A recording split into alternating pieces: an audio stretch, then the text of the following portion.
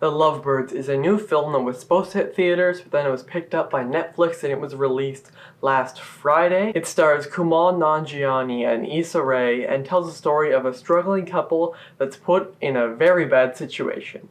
That's as broad as I'll make it because I actually recommend watching this film. It's on Netflix, free on Netflix. I know you have to pay for Netflix, but still. And I remember seeing the trailer for this when I think I saw The Gentleman, which is still the best film of this year. And I probably wouldn't have watched it in theaters. But since it was on Netflix a few nights ago, like 2 or 3 nights ago, I just went, okay, I'll try watching this. And I had a pretty good time with it.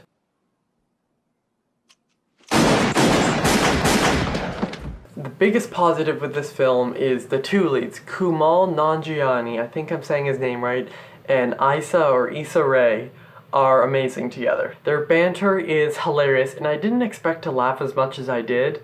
The relationship feels real, and a lot of their lines I feel were actually ad-libbed by these two actors, although they do reference Hobbs and Shaw once, which... yeah.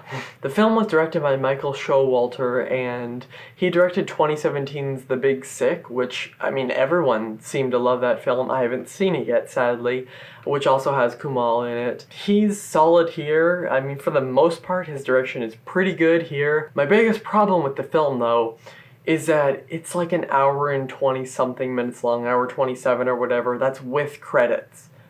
And it feels about 20 minutes to 30 minutes longer than that. And that's due to the pacing mainly in the second act. The first act is really good. The third act, also, the end of the film, like the last 10-15 minutes, is insanely rushed because that second part is so slowed down, or at least it drags a lot. And the end, like that, as I said, the last 10-15 minutes, there's like the scene where they just dump a whole lot of exposition on you.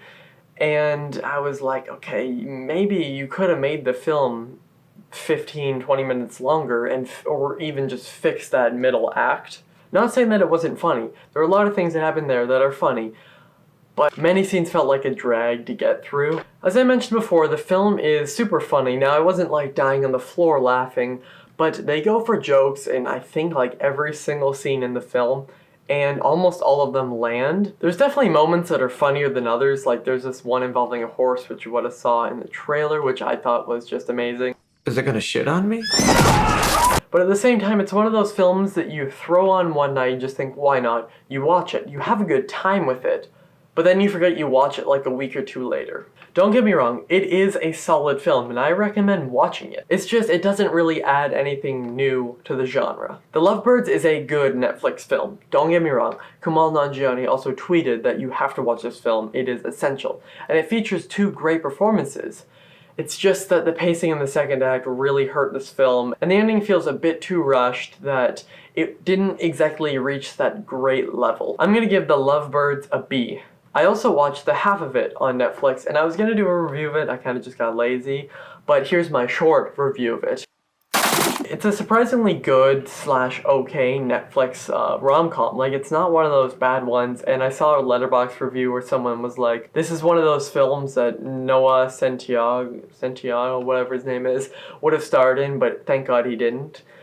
Which I'm like, okay, I see that. It has some really good lead performances, except the pacing. I know it's like a meme to talk about like YouTube critics and the pacing, but still, the pacing of this film makes it feel like it's 3 hours long. It feels way too long, but it is a good film. It's also pretty funny. There's the main girl's dad is also really funny in the movie. If you want proof that Netflix can make a good teen rom-com, check this one out. I'll give the half of it a B-.